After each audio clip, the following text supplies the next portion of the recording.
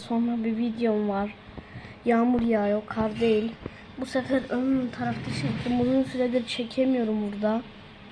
Bayağıdır çekemiyorum olaylardan sonra o yerlere gitmek yüzünden. Kanalı kapatmadım. Yani etraf böyle. Şu anlık böyle gidiyor ama bir ilerleme olursa size söylerim.